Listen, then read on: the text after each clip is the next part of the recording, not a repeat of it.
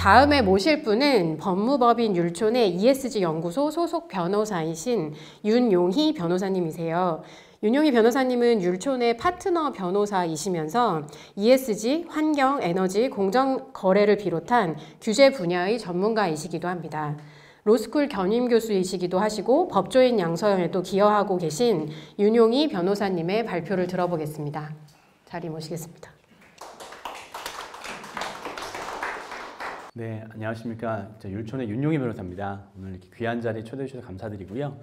오늘 제가 말씀드릴 내용은 제목부터 말씀드린 ESG 경영의 필요성과 대응 과제, 그러니까 ESG 리스크 vs ESG 프리미엄이라고 정했는데, 사실 ESG는 너무나 많은 뭐랄까요, 관점이랄까요, 평면이 있기 때문에 너무나 많은 이야기를 할 수 있는데, 제가 오늘 제한된 시간 내에 말씀드리고 싶은 것은 ESG를 결국 기업 입장에서 봤을 때 ESG 경영을 해야 되는데, 그때 결국 ESG라는 제반 요소들이 회사 입장에서는 리스크로 관리할 수밖에 없습니다. 그게 현실이고요. 기업들이 결국 ESG 요소들을 ESG 리스크로 인식하고 그것들을 관리하기 위해서 지금 사람도 뽑고 조직도 만들고 심지어는 외부의 로펌의 컨설팅을 받아가지고 여러 업무들을 하고 있는데, 기업들이 그래서 이 ESG 리스크를 어떻게 인식하고 있고 어떻게 대응하고 있는지에 대한 좀 컨셉 정도를 공유해드리는 자리가 될 것 같고요. 그리고 또 하나 제가 말씀드리고 싶은 것은 오늘 다루긴 어렵겠지만 결국 ESG라는 게 소극적으로는 회사에서 관리해야 될 리스크이긴 하지만 또 기업 입장에서는 더 적극적으로 ESG 요소를 기업의 비즈니스에 녹여서 ESG 프리미엄을 누릴 수 있는 기업으로 가자라는 것이 또 굉장히 선도적인 기업들은 이야기를 하고 있거든요. 그래서 결국은 ESG라는 것이 ESG 리스크라는 관점, 그리고 ESG 프리미엄이라는 관점을 다 바라봤으면 좋겠다라는 또 어젠다를 던지고 싶어서 제목을 적어봤습니다. 제 양력을 참고하시고요. 제 이메일하고 전화번호가 있으니까 혹시라도 질문이 있으시면 이메일 주시면 제가 성의껏 답변 드리도록 하겠습니다. 오늘 준비한 목차는 다음과 같은데요. 다만 시간 한계상 제 생각에는 ESG 경영체계 수립이 필요하다, 기업 입장에서 라는 이야기들을 주로 말씀을 드릴 것 같고요. 다음 두 번째, ESG 경영체계의 여러 가지 컴포넌트들이 있는데 그중에 ESG 리스크 관리체계라는 것이 무엇이고 그것이 왜 중요한지 정도의 어떤 컨셉을 말씀드리면 오늘 아마 시간이 지나갈 것 같습니다. ESG 경영을 기업들이 왜 해야 되는지 관련해서는 여러 가지 이야기를 할 수 있는데 제가 제일 먼저 말씀드리고 싶은 것은 그런 질문을 많이 하세요. 그러니까 내가 기업에서 수십 년 동안 그러니까 기업 활동을 했는데 사실 ESG처럼 어떤 경영 트렌드를 많이 접했다, 왔다가 사라지고 하나의 유행과 같은 것들이 많았다라고 하면서 ESG도 결국 그것과 별반 다르지 않냐라는 이야기를 하는데요. 그에 대해서 답은 저는 그렇지 않다라고 답을 드리면서 여러 가지 얘기를 해드리는데, 저는 기본적으로 ESG라는 개념이 사실은 철학적인, 그러니까 기업의 존재론, 기업이 왜 존재하는지, 기업의 목적이 무엇인지에서 출발한 어떤 뿌리가 굉장히 깊은 개념이기 때문에 이것이 굉장히 길게 갈 것이고 기업들에게 큰 영향을 미칠 것이다 라는 말씀을 드리고 싶은데요. 먼저 ESG에 대해서 사실은 청중들께서 처음 접하시는 분도 있기 때문에 개념부터 말씀을 드리면 영어로는 Environmental, Social and Governance의 약자고요. 기본적으로 기업의 가치, 지속 가능성에 영향을 미칠 수 있는 환경, 사회, 거버넌스에 관한 요소다라고 이야기합니다. 쉽게 이야기하면 과거에는 매출액, 수익률 같은 재무적 요소가 중요했다고 한다면 이제는 기업에 영향을 미치는 또는 기업 활동이 외부에 영향을 미칠 때 관련되는 요소로서 비재무 요소가 중요하고 그것들을 묶어서 ESG 요소라고 이야기한다라고 이해하시면 좋겠습니다. ESG 규제, 투자, 경영이라는 관점이 존재하고요. 맨 밑에 보시면 결국 이제 저도 ESG 업무를 지난 1, 2년 동안 하고 연구하고 또 기업들 자문을 하면서 결국 ESG라는 큰 나무에서 잎들 제거하고 줄기 제거하고 핵심만 남기면 무엇일까라고 생각을 해보면 적어드린 것처럼 결국 투자 리스크 평가의 문제다라고 이야기 드리고 싶습니다. 무슨 얘기냐면 이 세상에 많은 투자자들이 있죠. 돈을 가지고 투자하는 사람들이 있는데 그 투자자 입장에서는 항상 고민이 내가 안정적으로 수익을 낼 수 있는 기업을 어떻게 선별하지? 라는 고민들이 항상 머리에 있겠죠. 그런 관점에서 그런 기업을 어떻게 선별할 수 있는가의 문제가 결국 ESG 문제의 핵심이다라고 말씀을 드리고 싶고요. 이런 관점에서 이제 투자자들이 이런 이야기를 하는 거죠. 내가 전에는 재무적 요소만 봤는데 이제는 기업 가치, 지속 가능성을 평가하고 싶다. 그렇기 때문에 관련된 비재무 요소를 보고 싶으니까 그런 정보를 데이터를 생성하고 검증하고 나한테 설명해 달라라는 요청들이 그 기업들한테 이제 들어오고 있는 거죠. 따라서 이를 달리 말하면 이제 기업들 입장에서는 과거에는 이제 재무적 요소에 집중해서 보고받고 경영진이 의사결정을 했다면 이제는 물론 재무적 요소가 중요하죠. 중요하지만 그에 더해서 이런 비재무 요소까지 객관적 데이터에 기반해서 관리하고 의사결정할 때 참고해야 되는 상황이 됐다라고 말할 수 있습니다. 달리 말하면 과거에는 그런 비재무 요소, ESG 요소들은 고려하긴 했지만 하나의 감에 의존해서 그냥 참고 정도만 했을 뿐인데 이제는 그런 차원이 달리 그것들을 정말 데이터화해서 검증 가능한 데이터로 관리하고 평가하고 참고해야 되는 상황이다라고 말씀드리고 싶습니다. 이 부분은 사실 오후 세션, 그러니까 두 번째 세션, 그러니까 그 후반 세션에서 말씀하실 걸로 생각되기 때문에 간단히 말씀을 드릴 텐데요. 과거에 쉽게 말하면 기업은 적어드린 것처럼 그 주주를 대리한 경영진이 주주 가치를 극대화하는 장치다. 결국 뭐냐면 기업 활동을 잘한다, 기업 경영 활동을 잘한다는 것은 주주의 이익을, 뭐 그 중에서 심지어 단기적 이익을 맥시마이제이션 할 수 있는 활동을 잘하면 기업의 활동을 잘하는 것이다 라는 것이 주류적 입장이었죠. 그런데 그런 주류적 입장에 따라서 기업을 경영해 보다 보니까 여러분들이 많이 들으신 것처럼 많은 문제점들이 발견이 됐고 그에 따라서 심지어는 대기업에 대한 뭐 비판, 더 나아가서는 자본주의 자체에 대한 비판들이 있었고 그에 대한 대응 기제로 제가 아까 말씀드린 것이 어떻게 보면 주주 자본주의라는 컨셉이거든요. 그런 주주 자본주의는 이제는 좀 내려놓고 물론 주주의 이익이 제일 중요하지만 주주 이외에 다양한 이해관계자들의 이익까지도 적정하게 관리하는 것이 중요하다. 그것이 기업의 존재 목적이다라는 이야기까지도 넘어가게 됩니다. 그것이 이제 이해관계자 자본주의인데요. 최근에 뭐 이해관계자 자본주의에 관한 이제 뭐 시티즌 캐피탈리즘 같은 책들이 많이 나왔고요. 그리고 작년에 한국에 상단에 보시는 책으로 다 번역도 돼 있기 때문에 여러분들이 한번 같이 읽어보시고 뭐 스터디 하시면 좋을 것 같고.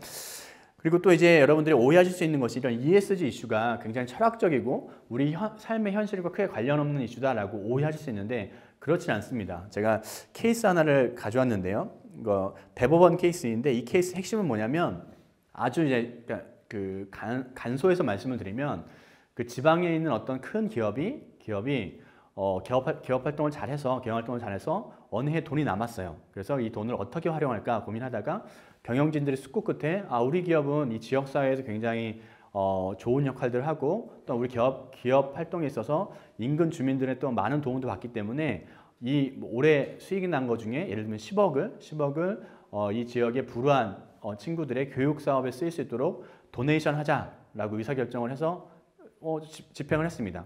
뭐 사실은 다 고개 끄덕이시고 뭐 잘했네라고 하실 텐데 그 중에 이제 그 기업의 어떤 주주가 불만을 품은 거예요. 아니 무슨 소리냐? 기업이라는 건 결국은 기업의 존재 목적은 주주의 이익을 위해서 활동하는 것이 기업 경영 활동의 핵심일 텐데 그리고 그것들을 위반하면 심지어는 경영진의 뭐 배임 행위나 이런 식의 문제돼서 형사소송, 민사소송도 가능할 것인데 이 10억은 내가 보기에는 기업의 향후 뭐 새로운 비즈니스 개발을 위한 R&D 투자 용처로 쓰인다든지 아니면 우리 착한 주주들에게 배당을 해줘야 되지 왜 그거를 일단은 그 우리 기업과 직접적인 관계성이 없는 인근 주민들을 위해 사용하느냐라고 문제 제기를 하는 거죠. 그런 경우에 대해서 우리 청중으로 앉아 계신 분들은 어떻게 답변하시겠어요? 경영진 입장이 맞다. 아니면 주주 입장이 맞다. 첫 번째, 그 주주의 이야기도 일리가 있죠. 아까 말씀드린 것처럼 그 주주 자본주의라는 것이 과거의 주류적 입장이지만 사실 현재도 사실은 여전히 그 근간을 깔고 있는 입장인 건 맞죠. 따라서 회사 경영진이 어떤 이런 그 자금이 있을 때 주주의 이익을 위해서 그걸 바로 활용해야지 회사와 관계가 없는 지역 주민을 사용한 것은 배임행위다라는 주장도 일견 가능하고요. 근데 다만 그에 반해서 이제 회사 경영진 입장에서 제가 그 경영진을 옹호하자면 이렇게 얘기할 수 있는 거죠. 요즘 시대가 달라졌다. 그래서 이제는 우리가 주주의 이해관계뿐만 아니라 지역 주민을 비롯한 근로자 그리고 서플라이 체인에 있는 협력사들 그리고 우리 고객사를 비롯한 다양한 이해관계자들의 이익까지도 고려하는 것이 기업의 경영 활동이 되어야 되기 때문에 우리 인근 지역 주민들을 위해서 10억 도네이션 한 것이 잘못된 것이 아니다. 우리가 그렇게 할 수 있고 그리고 우리가 그런 의사결정한 것은 기업의 경영 판단 원칙이라는 측면에서 그 룸 내에서 그 레인지 내에 있는 거기 때문에 합법이다라고 주장할 수 있는 것이고, 사실 이 케이스에서는 제 기억의 결론은 그 주주의 입장에 부합하는 쪽으로 결론이 났던 것 같아요. 근데 이제 잘 아시겠지만 모든 결론은 케이스 바이 케이스이기 때문에 케이스가 달라지면 결론은 달라질 수 있겠죠. 그래서 지금 제가 이렇게 케이스를 말씀드렸던 취지는 ESG라는 것이, 그리고 그 ESG 근간을 깔고 있는 주주자본주의, 이용자 자본주의라는 것이 굉장히 현실적인 문제이다. 그리고 기업들이 매일매일 접할 수 있는 이슈이다라는 점을 말씀을 드리고 있고요. 사실은 강의들 내용 중에 제일 중요한 이제 장표이고, 이것을 뭐 잘 이해하신다면 사실은 다 이해하신 거라고 해도 틀리지 않는데요. 일단 제가 ESG 운동장에서 일단 한국 기업들이 키 플레이어로 활동하지 않으면 퇴출되는 시대가 되었다라고 명제를 드리고 싶어요. 이게 무슨 말이지? 이제 궁금하실 텐데 한번 설명을 드려볼게요. 이것은 이제 ESG 운동장, 한국 기업이 활동하고 있는 운동장이에요.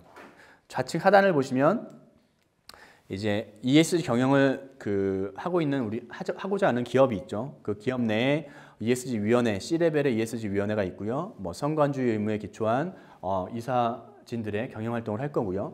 그리고 각종 리스크를 관리하고 있을 것이고요. 근데 그럼 이제 우리 기업이라 표현하겠습니다. 우리 기업을 둘러싸고 있는 어떤 플레이어들과 그 플레이어들 사이에 어떤 작용과 반작용이 있는지를 이해하시면 좋겠는데요. 좌측 상단에 있는 것이 정부예요. 환경부, 공정위 등 정부인데, 정부는 사실 한국 기업에 대해서 지난 수십 년 동안 전통적으로 다양한 규제들을 해왔죠. 뭐 지금도 하고 있고, 그리고 그 규제는 향후에 강화될 것이라고 보통 예상을 하고 있습니다. 대표적으로 공정거래법, 환경법, 최근에 논란이 많이 되는 중대재해처벌법 같은 것에 의해서. 따라서 저 규제는 어쩌면 정부의 공적 규제고요. 어떤 강성 규범에 기초한 이제 그 타율 규제다라고 표현할 수 있겠습니다.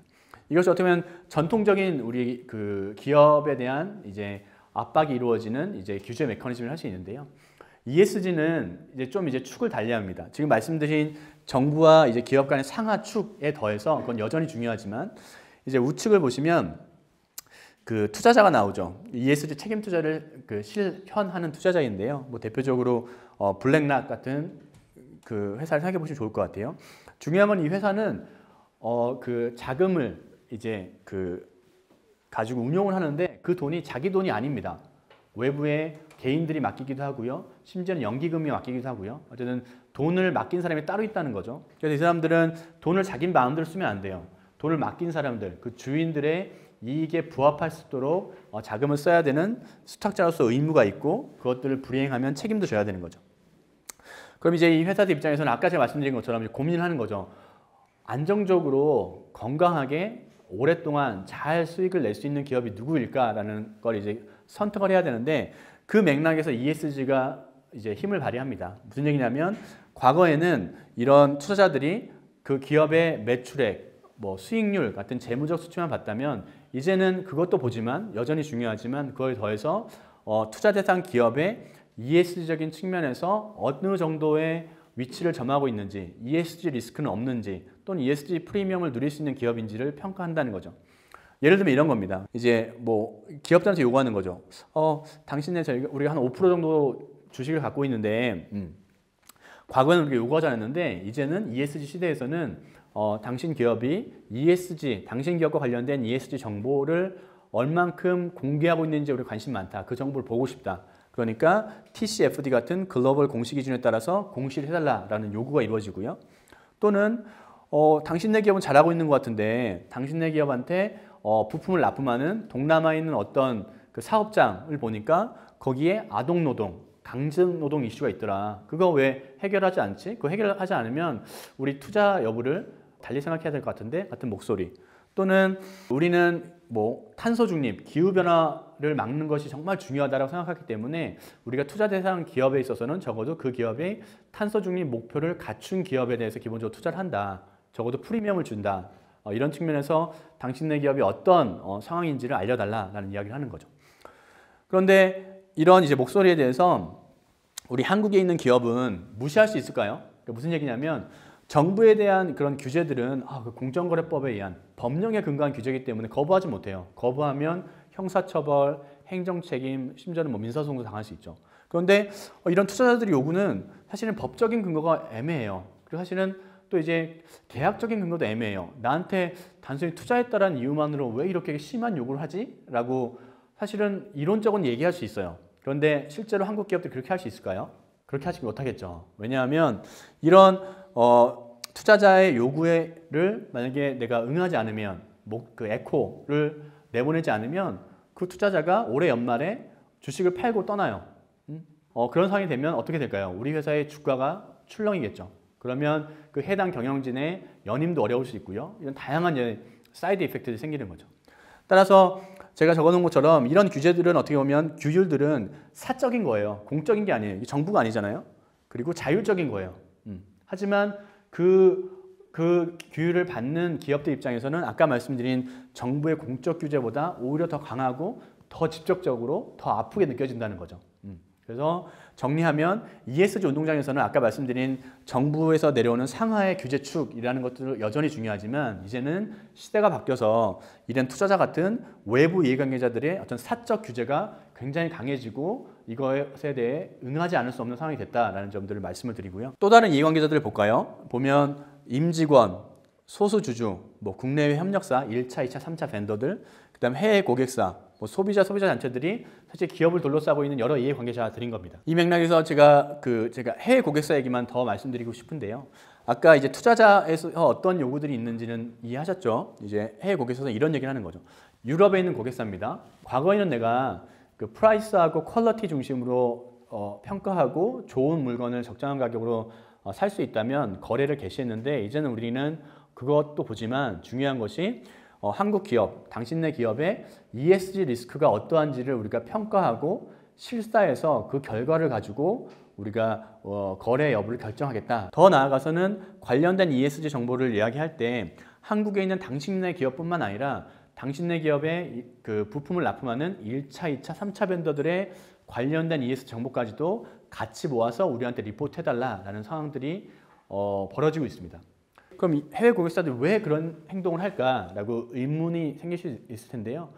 그것도 너무나 당연해요. 왜냐하면 제가 오늘 자세히 말씀드리긴 어렵겠지만 유럽에서는 이미 어떤 법령들이 있냐면 EU에 있는 회사는 유럽에 있는 기업뿐만 아니라 그 유럽에 있는 기업의 물건, 부품을 납품하는 글로벌 서플라이 체인에 있는 외국 기업의 ESG 정보까지 실사하고 그리고 문제가 있으면 예방하고 또 일정한 경우에는 그 정보를 유럽 마켓에서 공시하도록 하는 법령들이 들어와 있고요. 그러니까 의무 공시 제도죠. 이런 제도 들어와 있고 두 번째, 최근에 이제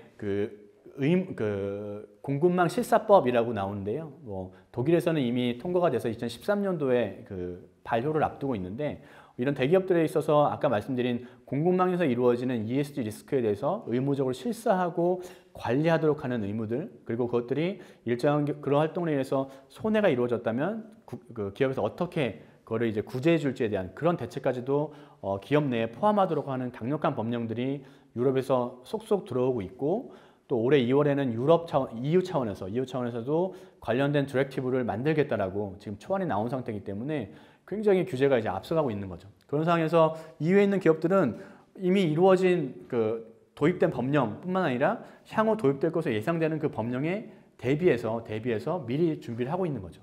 그리고 그런 맥락에서 한국에 있는 대기업을 예를 들어 볼게요. 한국에 있는 그 대기업은 유럽의 고객사가 그런 요구를 했을 때 무시할 수 있을까요? 무시 못하겠죠. 무시하면 거래처가 끊기는데요. 그리고 또 중요한 것이 그 유럽 고객사로부터 이런 요구를 받은 한국 대기업은 혼자만의 노력으로 이걸 대처할 수는 없어요. 자기한테 물건, 부품을 또는 원료를 납품하는 1차, 2차, 3차 협력사들, 중소기업, 중견기업한테까지도 적절한 요구를 해서 정보를 받고 관리를 해야만 이것들을 적정하게 대응할 수 있는 상황이 될 수 있다는 점도 같이 보시면 좋겠습니다. 그런 맥락에서 이제 한국 기업은 이제 어떤 일을 해야 되느냐, 다양한 얘기가 있겠지만 세 가지 정도를 보통 한국 기업들은 준비를 하고 있어요. 첫 번째, 아까 제가 말씀드린 ESG를 리스크 관리를 하기 위한 체계를 만드는 거 하나. 두 번째, 외부 이해관계자들이 ESG 정보를 요구했을 때 적정하게 보여주고 의사소통할 수 있는 ESG 정보 공시 체계 또는 커뮤니케이션 체계를 수립하는 거 하나. 또 세 번째는 이런 것들을 가능하게 만들 수 있도록 이제 실행 조직을 만드는 거. 그 ESG 팀을 실무단에서 만들고 그 윗단에 C레벨에서 ESG 위원회를 만들고 이런 것들을 하고 있는 거죠. 그리고 그런 것들 하기 위해서는 제가 적어드린 것처럼 ESG 관련된 규제 동향이나 리스크를 분석해야 될 것이고요. 관련된 공시 기준이나 평가 기준들을 분석하는 업무들을 하겠죠. 그리고 이런 것들이 가능할 때 결국은 뭐 너무 교과서적인 얘기긴 하지만 결국 기업들이 나아가고자 하는 방향은 ESG를 통해서 핵심 비즈니스 모델을 혁신하는 것. 그래서 ESG 프리미엄을 누리는 것을 목적으로 삼고요. 두 번째, ESG 리스크를 잘 관리해서 이 ESG 리스크가 현실화돼서 기업이 망가지는 것을 막는 것을 또 이제 목적으로 삼고 있습니다. 그리고 마지막으로는 결국 이제 ESG 관련돼서 행동을 잘못하면 법적인 리스크로도 이어질 수 있는데 그런 리스크도 같이 막을 수 있다는 얘기들 제가 적어놓은 거고요. 사실 저 하고 싶은 말씀은 거의 다 드린 겁니다. 이제 가볍게 이제 장표를 보면서 좀 더 재미있게 말씀드려 볼게요. 너무 표정을 엄숙하게 짓지 마시고요. 제가 질문 드려볼게요. ESG를 잘하면 기업 가치도 올라가고 정부 우리 사회적인 가치에도 기여하는 방향일까요? 그냥 yes와 no로 답해 보실까요? 표정을 한번 얘기해 보세요. 대부분 표정들이 yes라는 표정들이 많은데 사실은 이에 대한 외국에서의 문헌들 너무너무 많은데요. 보시면 재미있게도 yes라는 답도 있지만 no라는 답도 있고요. 아직 잘 모르겠다는 답도 있어요.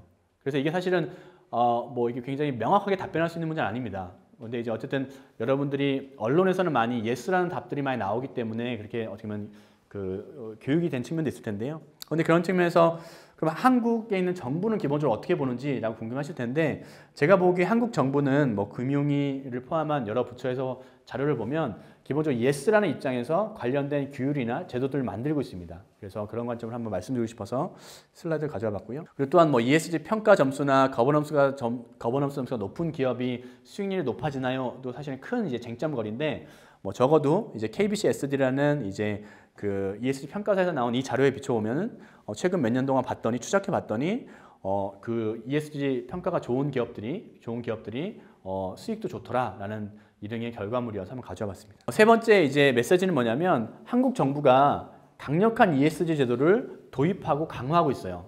이것 좀 굉장히 중요한데요. 이것은 현 정부뿐만 아니라 이제 5월에 출범할 새 정부에서도 계속 이어질 것으로 생각이 되는데요.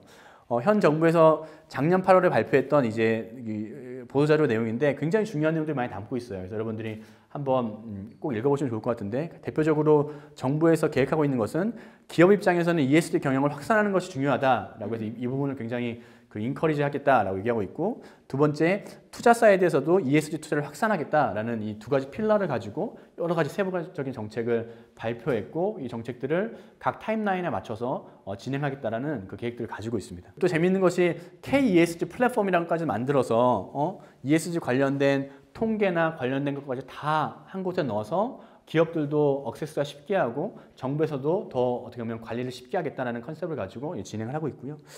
하지만 이거의 사이드 이펙트는 사실 이런 정보들이 한 군데로 모이면 항상 문제되는 이슈가 뭘까요?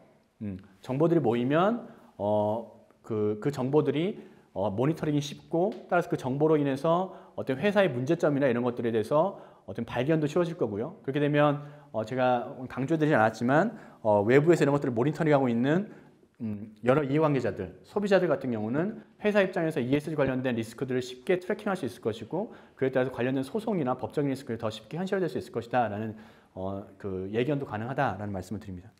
많이 궁금해하시는 게 ESG 제도 중에서 공시제도 관련해서 유럽에서는 이미 의무 공시가 들어왔다고 하는데 한국은 언제 들어오는 거냐라고 얘기를 많이 하시는데 간단히 말씀을 드리면 특히 이제 ES 보고서, 지속가능 경영 보고서가 중요한데요. 현재는 자율 공시예요. 현재는 공시하지 않는다고 혼나지 않습니다, 기업들이. 그런데 현재 정부 계획은 24년부터 점차적으로 이제 의무화해서 30년이 되면 코스피 상장사 전체에 대해서 공시하겠다라는 목표도 나와 있는 상황입니다. 따라서 미리 기업들 입장에서 준비를 해야 되겠죠. 이 부분은 뭐냐면 그런 질문도 많이 해요. ESG 잘못하면 소송도 당해요? 법적인 리스크예요? 라고 질문하는데 그에 대한 답은 yes다라는 답입니다. 무슨 얘기냐면 이런 소송들이 이미 미국에서 진행이 됐고 한국에서도 일부 진행되고 더 많이 이루어질 것인데 이런 겁니다.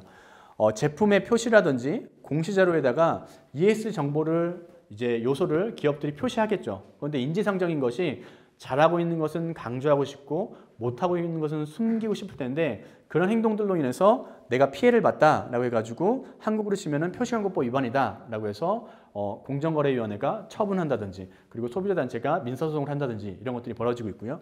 또한 회사에서 뭐 그 여러 가지 매체를 통해서 이제 공시를 하죠. 공시를 하는데 또 그 공시를 잘못하면 그 잘못된 공시를 가지고 그 자본시장 내에서 자본이 잘못 왜곡될 수가 있겠죠. 흐름들이. 그랬을 경우에는 불성실 공시에 따라서는 처벌 규정들이 있고 그것도 현실화될 수 있다는 말씀을 드리고요. 또 하나 이제 ESG 요소 관련해서 어떤 기업의 불법 행위나 채무 불이행을 했다는 소송도 미국에서 많이 이루어지고 있습니다. 이런 겁니다. 미국에서는 당신네 기업 돈 잘 벌고 있는데 우리가 잘 보니까 당신네 기업이 원료를 사주는 저 동남아에서 아동 노동이 있어가지고 거기서 굉장히 불법 행위가 이루어지더라. 근데 그거는 그 동남아에 있는 그 기업만의 문제가 아니라 그 기업의 물건을 사줘서 그쪽 기업을 지원해주고 있는 미국 기업의 문제이기도 하다. 당신은 불법 행위니까 책임져라. 뭐 이런 소송들이 미국에서 이루어지고 있는 거죠. 근데 이런 소송들이 지금은 보다 더 이제 많이 이루어질 수 있는 게 아까 말씀드린 게 이겁니다. EU에서 Directive on Corporate Sustainability Due Diligence라는 법률안이 나오고 있고요. 그다음에 유럽에서 공급망 실사법 같은 것들로 인해서 이런 공급망 그 실사가 의무적으로 바뀌었기 때문에 이런 관련된 소송들도 더 많이 이루어질 것이다. 기업들이 더 잘 대비해야 된다라는 생각들을 하셔야 되는 거죠. 따라서 뭐 R&R 개선, ESG 리스크 관리 체계 수립이 필요하다. 그다음에 글로벌 공급망의 ESG 리스크까지 종합적으로 관리할 수 있는 체계를 한국 대기업들이 수립해야 된다. 본인뿐만 아니라 1차, 2차, 3차 벤더의 ESG 리스크까지 관리해야 된다라는 말씀이고요. 이것은 이제 아까 말씀드린 한국에 정말 관련 법령이 있습니까? 그래서 이런 표시광고 관련해서 잘못하면 처벌될 수 있는 규정들이 있다는 것들을 보여드리고요. 그다음에 아까 불성실 공시의 경우에도 한국에 처벌 규정이 있다는 것도 보여드립니다. 한국 기업들이 이런 니즈 때문에 그 컨설팅을 요청하면 이런 1번, 2번, 3번, 4번, 5번 순서적으로 ESG 경영체계 수립이라는 컨설팅을 진행을 하고 있습니다. 그래서 여러분들이 로펌에서 어떤 업무를 하지, 기업들이 어떻게 대비하지 라고 궁금해하실 것 같아서 한번 가져온 장표니까 참고해 주시고요. 규제에 대해서 많이 말씀을 해주셨어요. 제가 생각했을 때 이제 ESG가 필수적으로 되는 이유가 크게 세 가지가 있는 것 같아요. 첫 번째는 투자, 그러니까 돈에 관련된 부분이 ESG와 연관이 됐고, 그리고 두 번째는 거래, 기업 간 거래, 뭐 애플 같은 데가 아리백 선언을 하면 그런 거래하는 계약사 그 파트너사들이 지킬 수밖에 없는 상황이 되고, 그리고 마지막에 이제 언급해 주신 규제 부분인 것 같은데요. 규제는 2010년도 대비해서 지금 한 5배 정도 굉장히 빠른 속도로 규제가 많아지고 있다고 해요. 그래서 아까 말씀해 주셨던 EU의 공급망 실사법이라든가 아니면 뭐 탄소 국경세라든가 이런 뭐 제도 같은 것들도 되게 많이 생기고 있는 상황이거든요. 근데 ESG를 준법 리스크 관점으로 이제 구체적으로 다뤄주셨는데 이 준법 측면으로 보면은 사실 ESG의 가장 최소한의 기준이라고 저는 생각을 해요. 그래서 예를 들면 중대재해처벌법 같은 경우도 그 실행되는 그 날 공장문을 많이 닫았다고 하더라고요. 첫 번째 사례가 되지 않기 위해서. 그리고 어떤 경우는 뭐 바지 사장을 안 치는 경우도 있다. 그 처벌이 워낙 강화가 되니까 뭐 이런 이슈들이 있는데 그 이슈를 피하기 위한 최소한의 행위만 하게 되면 진정한 ESG 경영을 하기에는 굉장히 멀어져만 갈 것 같은데요. 그러면 기업들이 ESG 경영을 할 때 어떤 것을 궁극적으로 기준으로 삼으면 좋을지 의견을 부탁드립니다.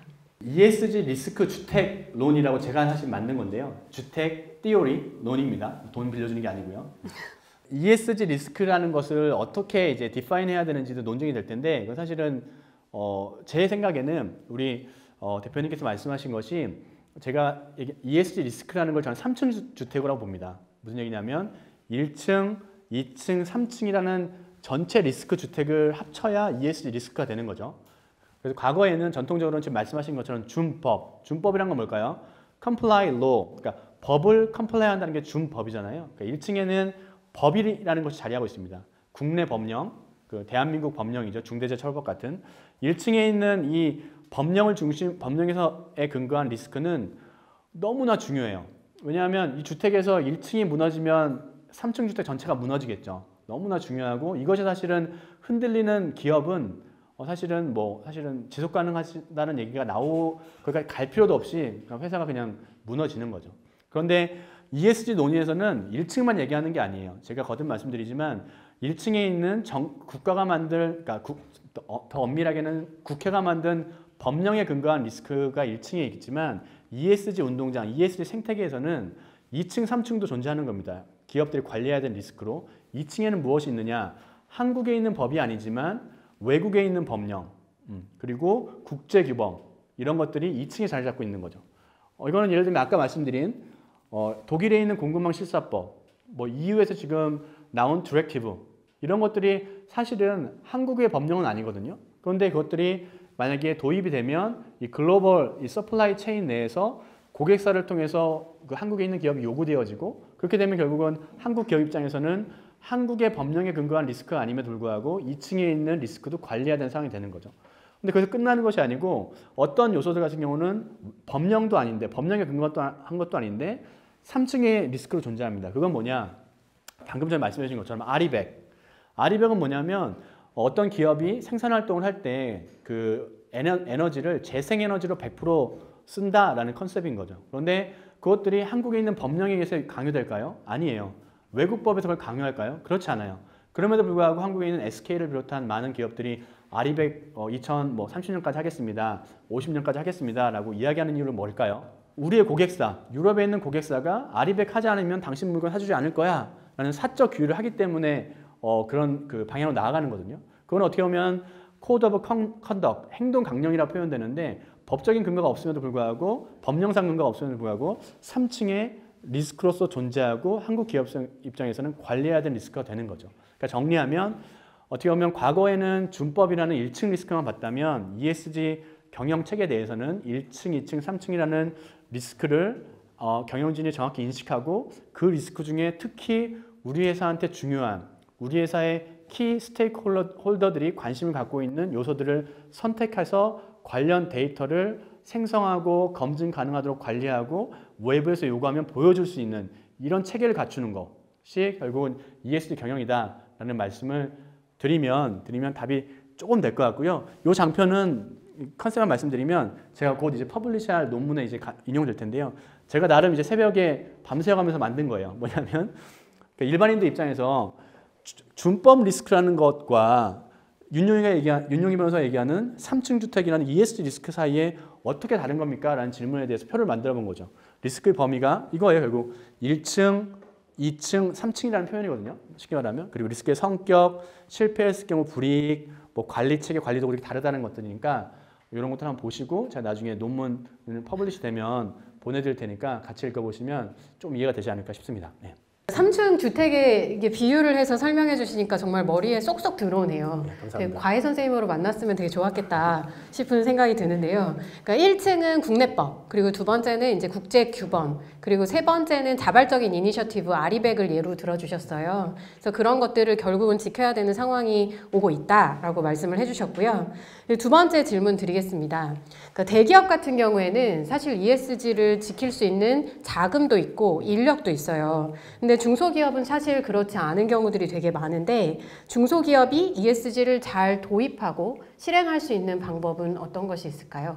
그 ESG 경영 컨설팅, 그러니까 종합선물세트라고 제가 표현하는데 이것들 하려면 사실은 대기업 정도 수준이 돼야 돼요. 뭐 솔직히 말씀드리면 한 3개월에서 5개월 정도 되는 프로젝트고요. 비용도 사실 억 단위예요. 컨설팅을 받으려면. 그리고 이 컨설팅을 잘 모니터링하고 해당 기업에 커스터마이즈 하기 위한 임직원들도 필요해요. 대기업이 아닌 중소기업, 중견기업은 사실 쉽지 않은 상황이죠. 결국 선택과 집중을 해야 되는데 그 맥락에서 저는 당장 조직을 만드는 거 쉽지 않죠. 그래서 보통 말씀드리는 것은 당장 우리가 할 수 있는 것들은 우리 회사한테 중요한 관련성이 높은 ESG 리스크 팩터들, 요소들을, 지표들을 그 표로 만들어 보고 그 표에 기초해서 우리 회사가 지금 어떻게 하고 있는지를 자가 진단해보고 향후 나아갈 바를 한번 진단해보는 것 정도가 출발점이 되겠다라고 말씀드릴 수 있을 거고요. 다만 그럼 무엇을 가지고 그런 지표를 만들 거냐라도 고민일 텐데 사실 6개월, 1년 전만 해도 굉장히 어려웠어요. 대부분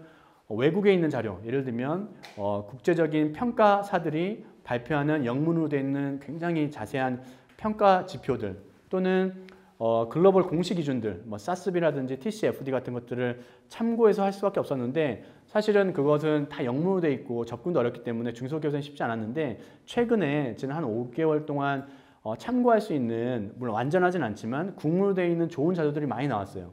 대표적으로 제가 그 작년 말에 같이 감수위원으로 번역에 참가했던 미국의 SASB라는 아주 유력한 공시 기준이 있거든요. 그 공시 기준 중에 한 7분의 1 정도를 한 10개 산업 중에 선택을 해가지고 그 번역을 했습니다. 그래서 국문으로 나왔고요. 그게 금융위 이름으로 같이 나와서 보도자료, 그러니까 구글링을 하시면 SASB 공시 기준 국문본 하면 나오거든요. 그거 보시면 우리 회사와 관련된 산업에서 통상적으로 어떤 공시 기준에 따라서 ESG 지표들을 공시하는지를 볼 수 있기 때문에 좋은 지표고요. 또한 두 번째, 산업부가 중심이 돼서 만든 자료인데 KESG 가이드라인이 작년 12월에 나왔어요. 이 작업도 사실은 우여곡절이 있었죠. 처음에는 산업부에서 이걸 굉장히 의무적인 강력한 그 지표를 만들어서 한국에 있는 기업들을 막 평가하고 순위 매겨 공개하고 막 하겠다고 했는데 그거에 대해서 많은 비판들이 있어서 많이 좀 그 뒤로 돌아섰고, 그래서 지금은 가이드라인을 만들었습니다. 그래서 뭐냐면 한국 대기업들이 따라야 되는, 관리했으면 좋겠는 지표를 레코멘드 한 거죠. 따라서 예를 들면 대기업을 기준으로 얘기하는 겁니다. 대기업을 기준으로 ESG별로 이런 요소들을 관리했으면 좋겠다. 그래서 그 27개의 범주, 61개 기본 진단 항목에 대해서 대기업은 관리하세요 라는 어쨌든 정부의 가이드라인이 나온 거고요.